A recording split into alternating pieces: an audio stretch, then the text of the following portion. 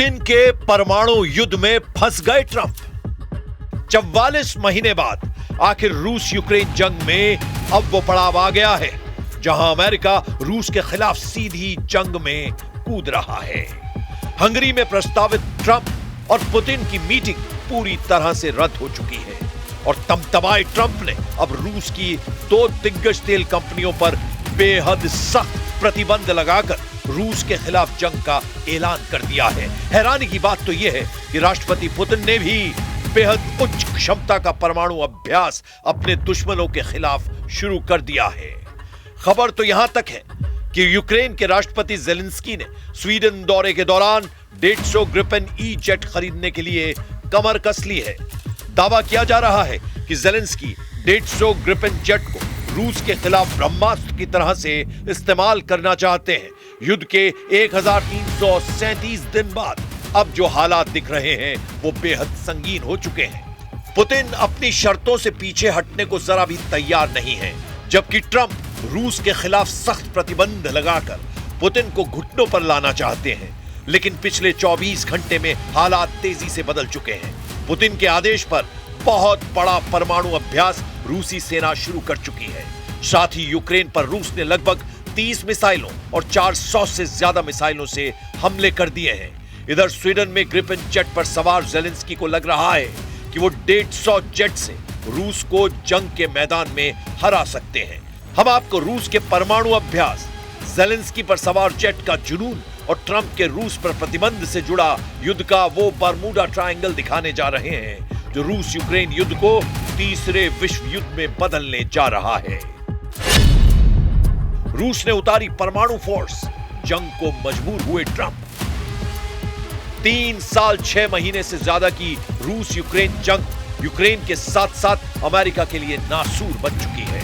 जिस वक्त दुनिया को लग रहा था कि हंगरी की राजधानी बुडापेस्ट में अगले हफ्ते ट्रंप और पुतिन की मीटिंग होगी, उस दौरान अब 72 घंटे के अंदर सब कुछ बदल चुका है। जोरदार परमाणु युद्ध की तैयारियां रूस की तरफ से शुरू हो चुकी हैं। भारी ट्रकों पर लदी रूस की परमाणु मिसाइलें उन ठिकानों पर पहुंच चुकी हैं जहां से वो अपने दुश्मनों पर हमला करेगा। रूस की परमाणु फोर्स के नए वीडियो में रूस की परमाणु शक्ति का छोटा सा ट्रेलर दिखाने की कोशिश की गई है। आप इस वीडियो में साफ देख सकते हैं कि रूस ने आईसीबीएम और क्रूज मिसाइल टेस्ट सहित परमाणु अभ्यास शुरू कर दिए हैं। रूसी रक्षा मंत्रालय ने रणनीतिक परमाणु बल अभ्यास के तहत आईसीबीएम प्रक्षेपण का फुटेज जारी किया है। खुद राष्ट्रपति व्लादिमीर पुतिन ने इसका निर्देश दिया और इस परमाणु बल के अभ्यास को देखा है। क्रेमलिन ने बताया कि आईसीबीएम और क्रूज मिसाइल टेस्ट पूरी तरह से सफल रहे हैं।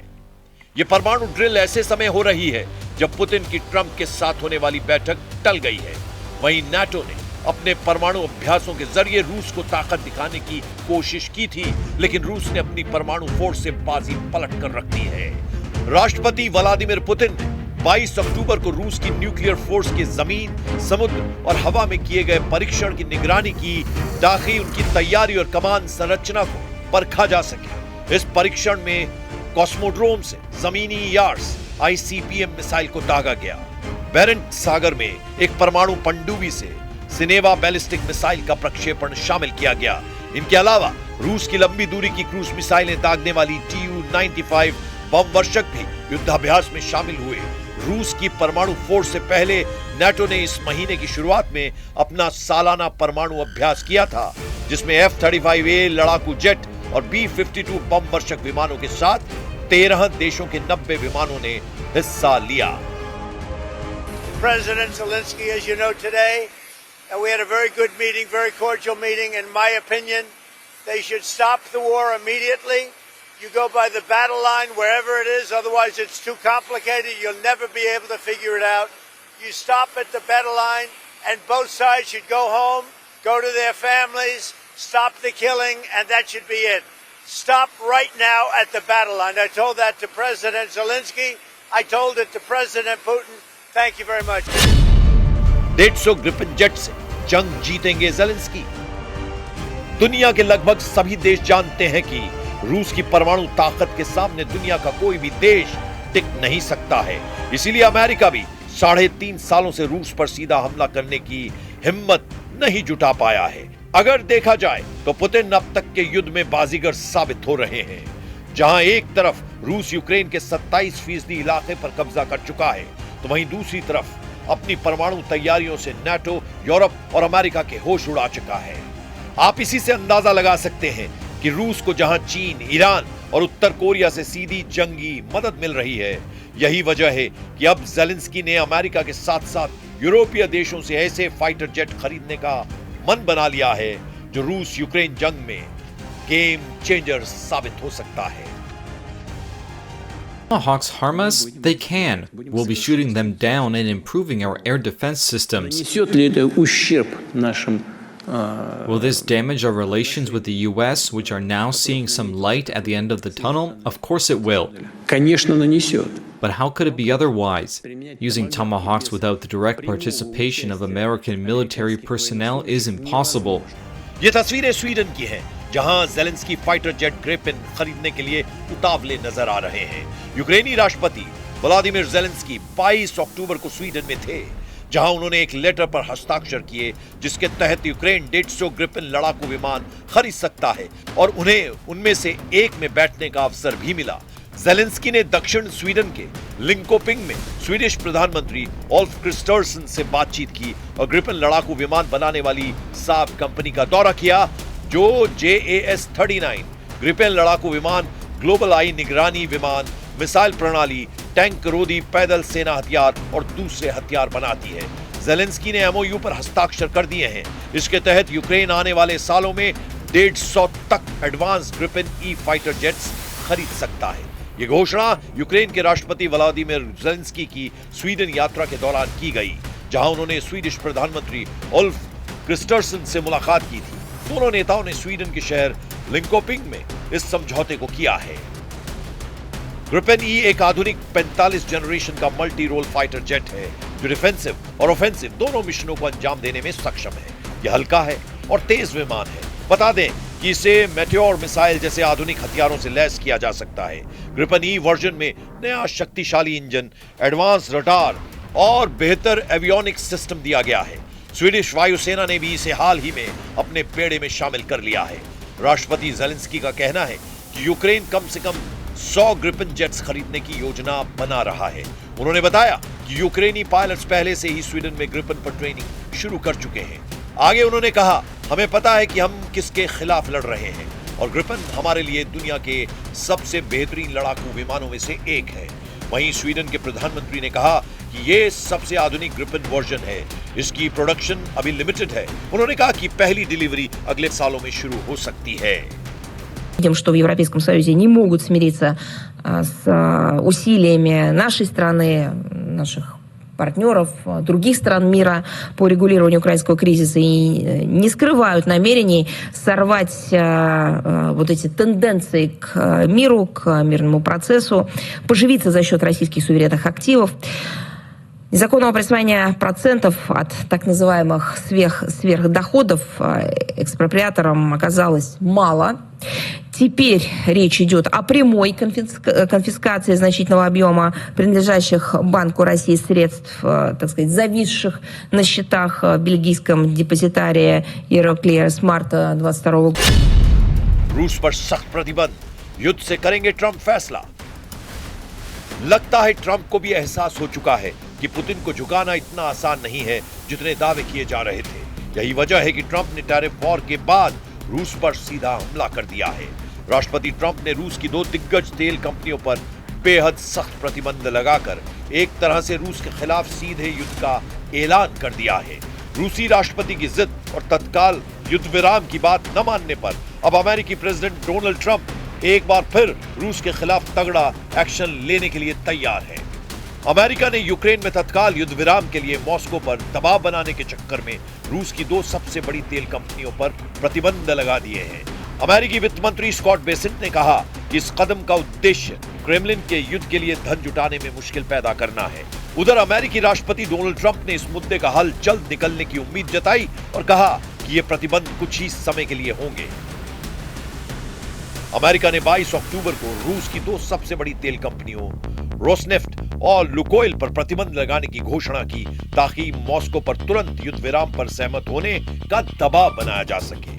यह कदम अमेरिकी प्रेसिडेंट डोनाल्ड ट्रंप द्वारा यह कहे जाने के बाद उठाया गया है कि यूक्रेन युद्ध को लेकर रूसी प्रेसिडेंट पुतिन के साथ उनकी अब तक की बातचीत का कोई मतलब नहीं निकला और यह बेकार रही। अमेरिकी क्षेत्राधिकार में आने वाले सभी इलाकों में इन कंपनियों की सभी संपत्तियां सीज कर दी जाएंगी। इन कंपनियों के व्यापार करने पर मनाही होगी। रूसी कंपनियों के खिलाफ प्रतिबंधों पर अमेरिकी प्रेसिडेंट डोनाल्ड ट्रंप ने कहा, आज एक बहुत बड़ा दिन है, यह बहुत जबरदस्त प्रतिबंध है, यह बहुत बड़े हैं, ये उनकी दो बड़ी तेल कंपनियों के खिलाफ है। हमें उम्मीद है कि युद्ध सुलझ जाएगा। ट्रंप ने कहा कि हम युद्ध को खत्म करना चाहेंगे। मुझे लगता है कि ये दोनों इस समय शांति चाहते हैं। लगभग 4 साल हो गए हैं। अगर मैं राष्ट्रपति होता तो ये कभी शुरू ही नहीं होता। Yeah, it's a good question. Today is a very big day in terms of what we're doing. Look, these are tremendous sanctions. These are very big. Those are against their two big oil companies, and we hope that they won't be on for long. We hope that the war will be settled.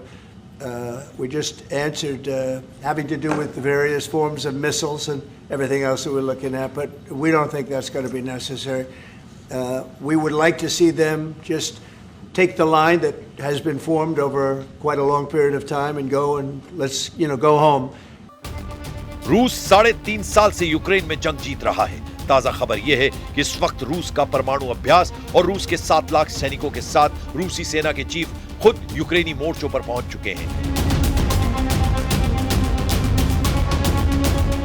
ये तस्वीरें 19 सितंबर की हैं। रूसी परमाणु ऊर्जा से चलने वाली पनडुब्बियों ने ओखोटस्क सागर में क्रूज मिसाइलें दागी हैं। रूसी नौसेना के ये अभ्यास सीधे सीधे यूक्रेन से लेकर यूरोप के लिए काल साबित होने जा रहे हैं। रूसी रक्षा मंत्रालय का दावा है उसकी 2 परमाणु ऊर्जा चालित पनडुब्बियों ओमस्क और क्रोस्योर्स्क ने 250 किलोमीटर से अधिक दूरी पर स्थित निर्धारित समुद्री लक्ष्यों पर ओनिक्स और ग्रेनाइट क्रूज मिसाइलें दागी। रूसी रक्षा मंत्रालय का यह भी दावा है कि प्रशांत महासागर के उत्तर पश्चिमी भाग में आयोजित अभ्यास का उद्देश्य दुश्मनों को जंग की सीधी चेतावनी है। वहीं रूसी सेना के चीफ जनरल वालेरी गेरासिमोव ने यूक्रेनी मोर्चा का जायजा पहले ही ले लिया है। रूसी रक्षा मंत्रालय ने 17 सितंबर को दावा किया कि एक वरिष्ठ रूसी अधिकारी ने यूक्रेन में अपने सैनिकों की चौकियों का दौरा किया और कहा कि मॉस्को की सेनाएं सभी मोर्चों पर आगे बढ़ रही हैं। सबसे भीषण लड़ाई पोक्रोवस्क के रसद केंद्र के आसपास हो रही है। रूसी सेना के प्रमुख जनरल वालेरी गेरासिमोव के मुताबिक मॉस्को अपना विशेष सैन्य अभियान यूक्रेन की जमीन पर चला रहा है। रूसी चीफ के मुताबिक पूर्वी डोनेस्क क्षेत्र जंग का केंद्र बिंदु बना हुआ है, जबकि पश्चिम में ज़पोरिज़िया और निप्रोपेट्रोव्स्क क्षेत्रों में रूसी सेना तेजी से आगे बढ़ रही है। जनरल गेरासिमोव के मुताबिक सभी दिशाओं में रूसी सेना आगे बढ़ रही है। यूक्रेन के पोक्रोवस्क शहर के अलावा सबसे भीषण लड़ाई क्रोस्रोआर्मास्क दिशा में हो रही है। यूक्रेन के कुपियांस्क शहर पर भी रूसी सेना बढ़त बना चुकी है। इसके साथ ही रूस ने पिछले 24 घंटे में यूक्रेन पर हमले बेहद तेज कर दिए हैं। रूस के रक्षा मंत्रालय के दावों के मुताबिक उसकी सेना ने यूक्रेन के दक्षिण पूर्वी ज़पोरिज़िया क्षेत्र के पावलिवका गांव और साथ ही निप्रोपेट्रोव्स्क क्षेत्र के इवानिक्वा गांव पर कब्जा कर लिया है। रूसी मंत्रालय ने यह भी कहा कि उसने यूक्रेनी ऊर्जा ढांचे पर हमला किया, जो उसके अनुसार रूसी नागरिक ठिकानों पर यूक्रेनी हमलों का जवाब था, जबकि यूक्रेनी अधिकारियों के मुताबिक 22 अक्टूबर को पूरे यूक्रेन में रूसी हमलों में 2 बच्चों सहित 6 लोगों की मौत हुई है और पूरे देश में बिजली आपूर्ति बाधित हो गई है। यूक्रेन की वायु सेना का रूसी सेना पर आरोप है कि रूस ने यूक्रेन में ऊर्जा ढांचे को निशाना बनाकर रात भर में 405 ड्रोन और 28 मिसाइलें दागी। हालांकि यूक्रेन ने 16 रूसी मिसाइलों और 333 ड्रोन को मार गिराने का दावा किया है, जबकि बाकी यूक्रेन की मिसाइलें रक्षा प्रणाली को भेदकर सीधे टारगेट पर गिरी हैं। अब ऐसे हालात में अंदाजा लगाया जा सकता है कि अगर रूस को नाटो, यूरोप और अमेरिका मिलकर नहीं रोक पा रहे हैं तो हो सकता है कि अब एक ऐसा विनाशक परमाणु युद्ध हो जो रूस के साथ साथ आधी दुनिया को तबाह कर डाले।